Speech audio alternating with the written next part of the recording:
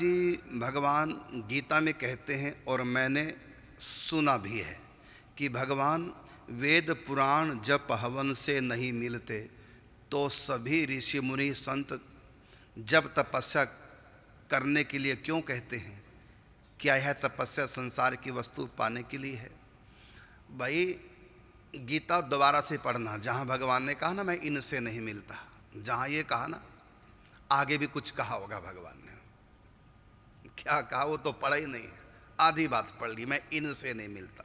इसका मतलब है बिना भक्ति भावना के ये सब किए जाएं तो ये मुझको बस में नहीं कर सकते, यदि भक्ति भावना से किए जाएंगे तो ये मुझको बस में कर लेते। जैसे भोग लगाते हैं हम लोग तो भगवान नहीं मिलते हमको, और विद्वानी ने भोग लगाया, भिलने ने भोग लगाया, सुदामा ने भोग लगाया, वहाँ कच्चे चावल, झूठे बेर, केले के छिलके तक खा गए।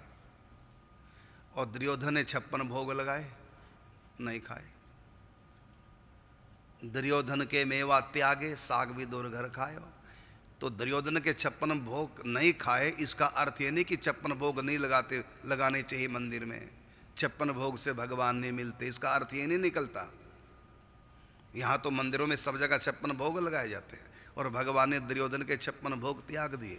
तो यहाँ 56 भोग त्याग दिए, इसका अर्थ ये नहीं है कि कभी मंदिरों में 56 भोग नहीं लगाने चाहिए क्योंकि भगवान ने तो 56 भोग त्याग दिए। इसका अर्थ ही होता है कि दुर्योधन के मन में प्रेम नहीं था, बिना प्रेम के बिना भक्ति के 56 भोग तैयार किए थे, मैंने नहीं खाए, और विद्वानी ने छिलके खिलाए तो मैंने खा लिए, वो प्रेम से खिलाए। अब इसका अर्थ ये नहीं कि 56 भोग नहीं लगाने चाहिए, मंदिरों में केले के छिलके का भोग लगाना चाहिए, इसका अर्थ ये ना निकालो।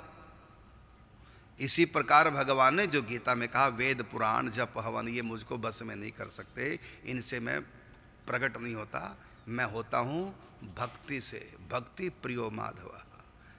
अर्थात ये सब कीजिए लेकिन भक्ति पूर्वक कीजिए, बेगार काटने के लिए नहीं, खाली नियम पूरा करने के लिए नहीं, बोझ समझ के नहीं करना, इनको प्रेम से भक्ति से करना है।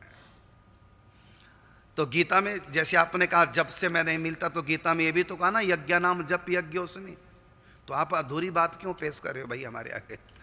तो पूरी बात पढ़ा करो, वहीं पर आपको समाधान हो जाएगा।